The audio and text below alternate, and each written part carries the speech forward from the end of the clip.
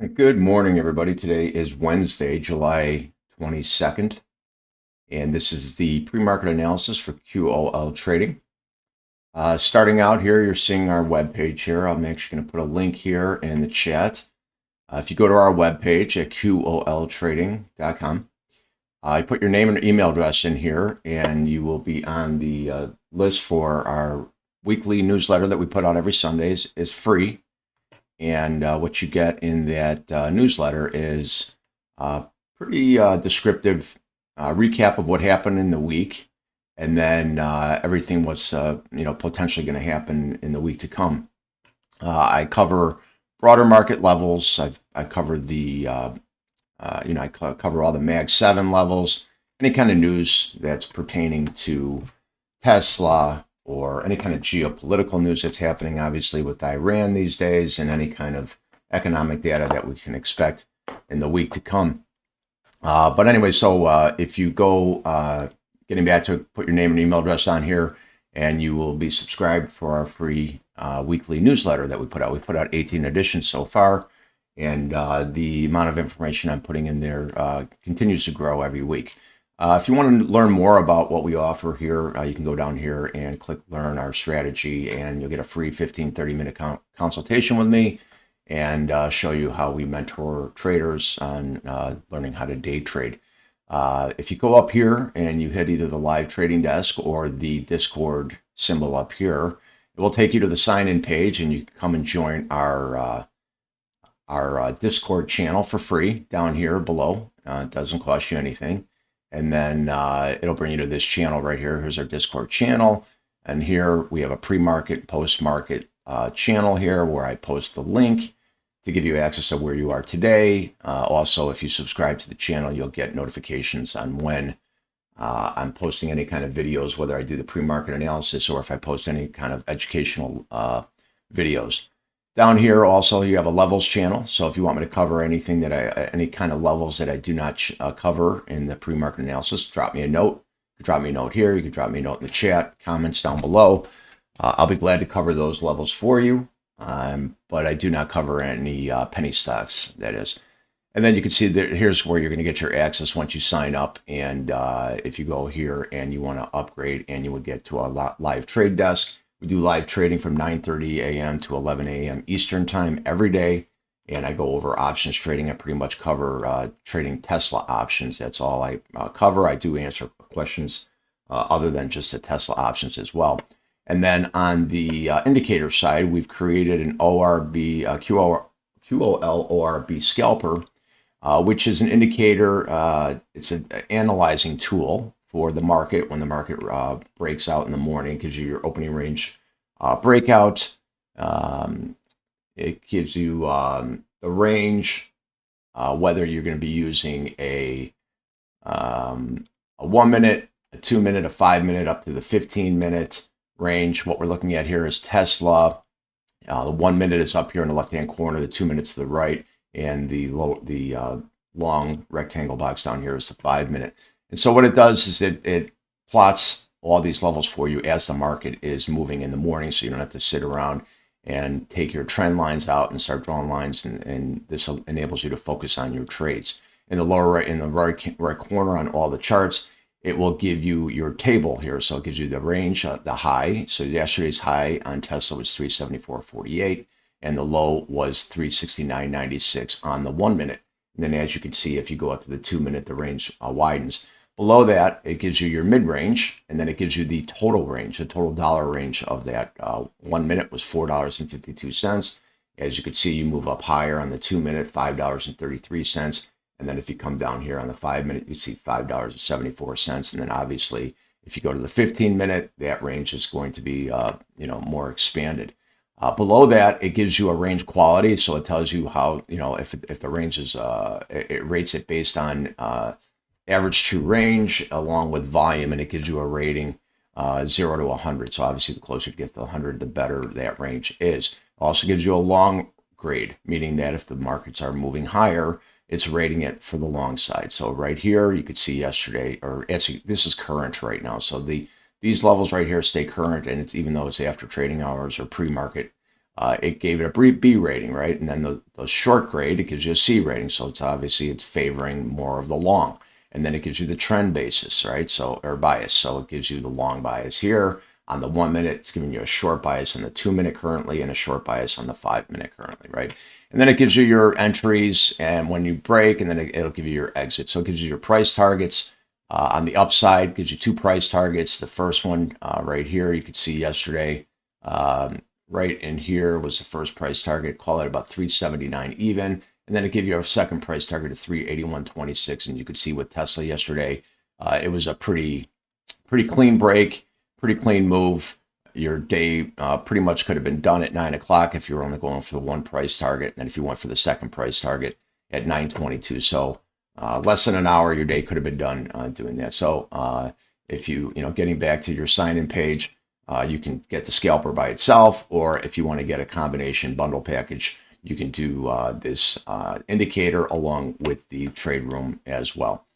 All right, so now getting done with the housekeeping there, let's get into the economic data here. For today, Wednesday, we've got Trump is speaking at 2 o'clock. They just added that one in there. You have crude oil inventories at 9:30.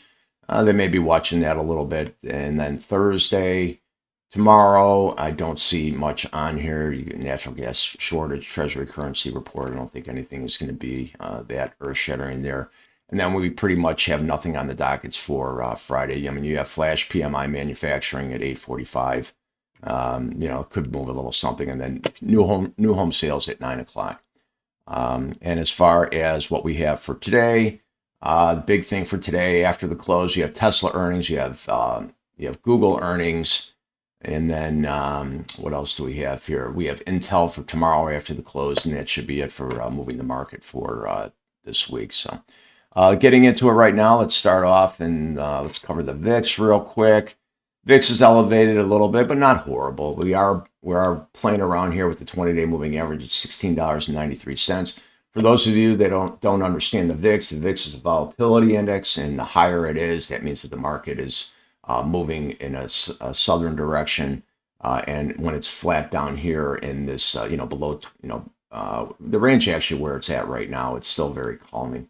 So, we do have some gap ups here from yesterday, so that gap can possibly close. If we lose the 20-day, that'll be good. Maybe we can close this gap here from July 10th down to $15. That would be very good. So as the VIX, it's the complete opposite of the broader market. So if the VIX is low down here, then the broader markets are balanced and people are comfortable with making their trades. Let's get into oil right now. Seems to be the big focus right now. So oil is rejecting this 100-day moving average at $89.48 a barrel. So that's pretty good. You want to stay below this 87.42 a barrel and then possibly pull back down here. You do have the 50-day moving average at $84.74 a barrel. So I'd like to see us pull back down here to the 20-day and the 200-day moving average at $75 a barrel.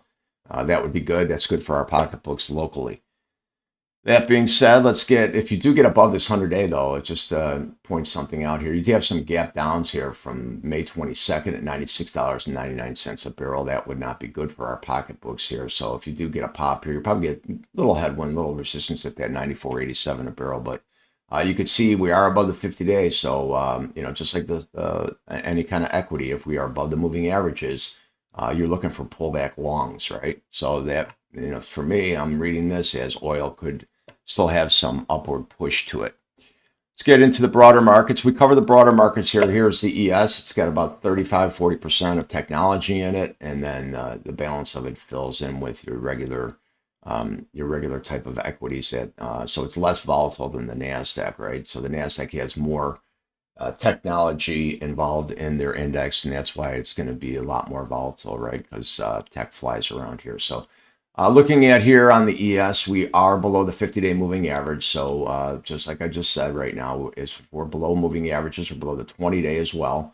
You're looking for pop and fade. So in order for to get some more upward movement here, you're going to have to regain these moving averages here. So the 20 is sitting, call it at 20, call it 75, 28, 85 and change. And then the 50 is sitting at 75, 34 and change. So need to get above those in order to push higher. On the downside here, I don't mind this level here of support, 74.9650. If we lose that, that level. That's a June 24th high. If we lose that, we can come down and potentially test that July 8th low at 74.6950.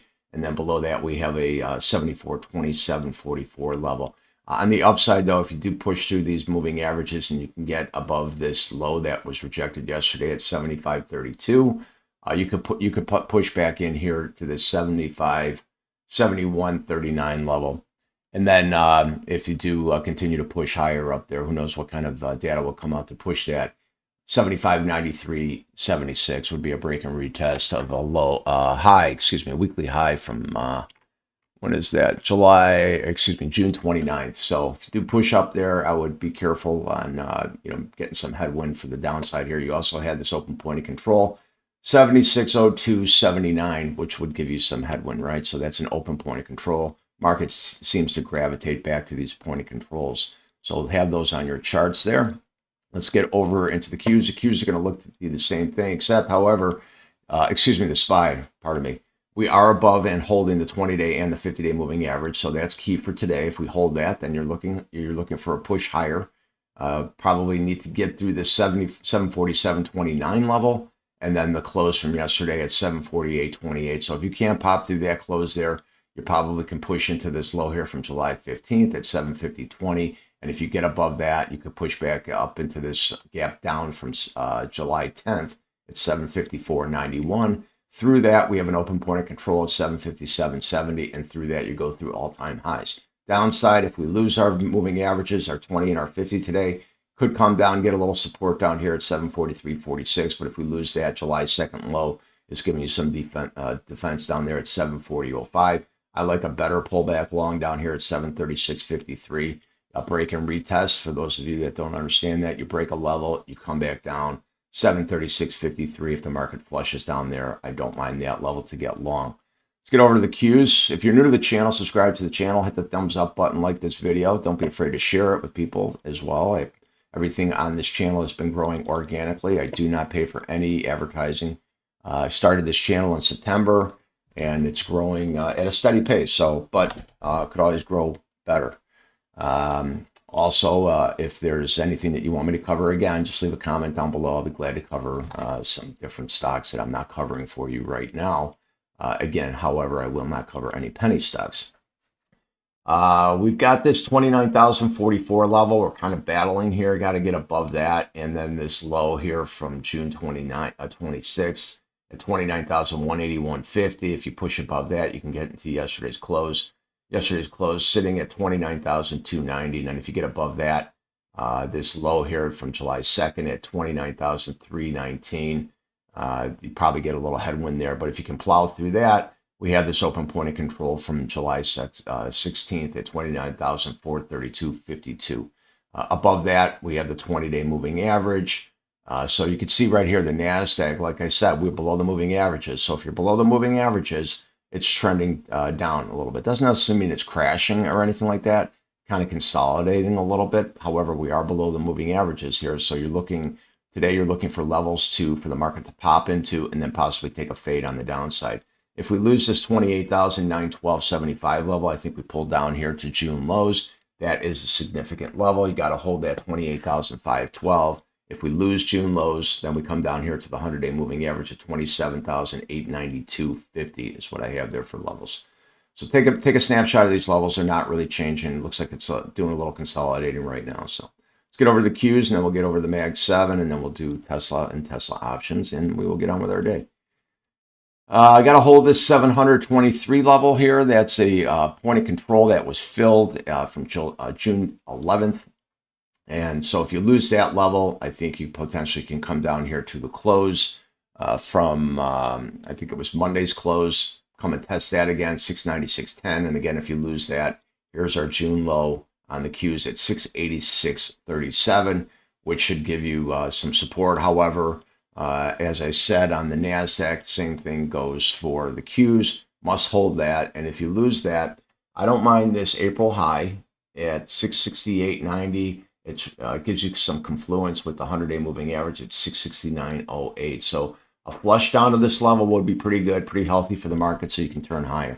On the upside, though, if the market does push and you regain the 20 and the 50-day moving average, 20 is sitting at 714.67. If the market pops up there, you probably get some headwind, but if it plows through it, we do have this, I'm going to get rid of this 716.21 level, but we do have the 50-day moving average at 719.25, where you possibly get some resistance. And if you pop up in there, we have the 726.39 high from July 10th that you probably get a little headwind for. So, but it is getting, it's trying to stair step higher right now. So if you can regain yesterday's highs, maybe you can push higher. All right, let's get over into the Mag 7. Again, if you're new to the channel, subscribe to the channel, hit that thumbs up button and like this video. We'll start out with NVIDIA right now. NVIDIA is kind of trapped in between the 50-day moving average, sitting up here at 209.76, and below us is the 20-day moving average at 201.69. So you could pop back and forth in between those levels. It's also sitting above this regressional trend line at 202.11 that I have here. So if a pullback down here would not be a bad pullback. If you got to hold this 204.13 level, it held it yesterday. See if it can hold it again. If you lose it, I think you come down and maybe flush to the 20-day moving average. And then if you lose the 20-day moving average, we have this 100-day moving average sitting at 198.89. And just above that, we have a low from June 9th at 199.34. If you lose that 198 level, then 192.58 is probably your next line in the sand there. That's a 200-day moving average. And it's a midline regressional trend line that I have there at 192.14. Let's keep moving. We will go to Apple. Apple's been one of the strongest stocks around right now. Holding that previous all-time high at 323.45. That's your line in the sand. Got to stay above this level here. If you stay above this level, I don't mind the longs. If we see, we're well above the moving averages, right? So the 20-day moving average is 308.48, and the 50 is at 304.24. So being above the moving averages, you're looking for pullback longs. So if the market pulls back, put these levels on your charts. These would be decent levels to hold for support. You could see yesterday morning and we're looking at a 15-minute chart, by the way. So you can see yesterday morning it dipped below the 323.45 a couple times, and then it just regained it and then it went higher. But not any significant moves right now. As you pan out, you see the all-time high is 339.20. So just kind of dangling up in this area right here. So you're looking for pullback longs right now. So 317.40 would be a decent level that I would consider for a pullback long. And then if it flushes through that, you've got the 308.48 and the 304.24. The 50 and the 20-day moving averages there. Okay, is Meta. Meta's kind of consolidating also. It's above the 200-day moving average at 639.70. Got to hold that level. It's sitting on this upper regressional trend line that I have drawn since October 29th of last year. Got to hold this level. You can see it's been holding this level nicely, so that's a pretty decent number, 637.37. If you lose that, we have the 100-day moving average at 616.62 and the 20-day at 612.68. We also have this low at 618.70. It's a May 23rd low that it would need to hold there. So if we are above this right now, but we are above the moving averages, so pullback longs is what you're looking for. I think if you can get above this high here from Monday's high here, I think you could push into the 677.86 level. Could consolidate though. It looks like it's been consolidating over the last few days. So I don't see anything too earth-shattering on Meta for today. Google, we have Google earnings after the close today, and expected movement on Google is I was reading 5.4% movement, which is equals to about an $18 move one way or the other.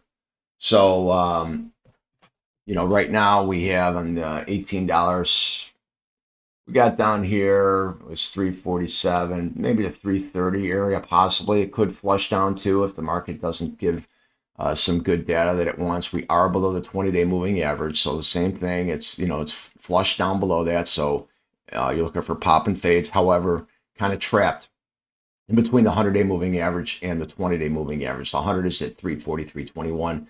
And the 20 is at 353.04. On the upside here, you got to get through that level, but you can see this upper regressional trend line that I have here. It's respecting that.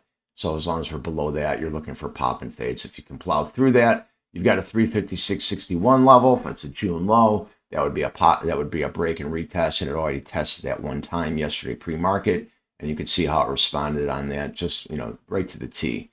Above that, if you can push through that, 363.09 is a low from April 30th that you get some resistance, and then you have the 50-day moving average sitting at 366.12. Just take a snapshot of the levels, trade the levels. If you lose the 100-day moving average, you got a 340.19 level is that midline regressional trend line, and if you lose that, we could flush down here to this 325, 326 level, which is the lower end regressional trend line that I have drawn here. So let's get over to Amazon. Amazon's kind of chopping around here, sitting stuck in between here, the 20-day moving average 243.07 and the 50-day moving average at 251.16. It is supporting this high 245.73, so as long as you're above that, I don't mind that long right there. If you lose that, flushing down to 20-day is not unreasonable, 243.07. And then if you lose that 242.70 low, which is July 7th, you'll flush down to this 240.55 level, which is the 100-day moving average, where you could possibly get some support right there. Below that moving average here, I won't have anything until 234.35, which is the 200-day moving average, and a low from June 29th, sitting at 233.80. But it looks like it's consolidating right now, right? It's not really making one big move or another. You know, you've got this level down here, call it a 246.63, between 246.63 and 250.30.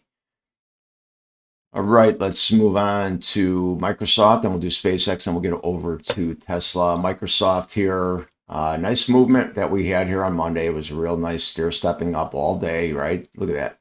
Beautiful channel right there. Did get your resistance here at the 50-day moving average, 482, right? So that 400 is a psychological number. You're always going to get some reaction over there. So if you got to hold this 397.57 level, it's a 200-day exponential moving average that I have on here. If you lose that, could pop back down here to this 393.76, which is July 14th's high. And then if you lose that, you'll probably come here and test the lows from Monday, which is also a high at 388.95, which is July 1st high. And if you lose that, you could flush down here to this 20-day moving average at 383.82. On the upside, if you can regain this 50-day moving average at 482, I think you can come into the close from Monday, sitting, call it at 402.18. And if you can get above that, then I think we could push back into these highs at 413.05 from March 6th. Okay, SpaceX will be very quick. It's not interesting to me, but I'm covering it right now because at one point it will be pretty good. But right now, until lockup is done, it's going to be probably eating everybody's hearts out right now. So well below the 20-day moving average. And here's this low at 130.80. It's still below that right now. So it's respecting that low. Downside, it's uncharted territory for me right now. We've got a 119.62 level. You could put it on your charts right now. If you lose that level, then I think you could flush down to this 127% Fibonacci extension level that I have there, sitting at 109.39. Below that, I don't have anything charted there right now. So on the upside, though, if you can regain this 130.80 level here, you could push into the 135, which is the opening low of SpaceX existence, right? So, and then we have this point of control that was closed at 138.69 level. So I'm not trading SpaceX right now. Too loose, not enough float for the stock. So let's get over to Tesla. Again, if you're new to the channel, subscribe to the channel, hit that thumbs up button, and like this video. Tesla, we all have Tesla earnings today after the close. Expected high and expected movement is 7.6%. It's $28 one way or the other. So, you know, if we had a crystal ball, that'd be pretty nice.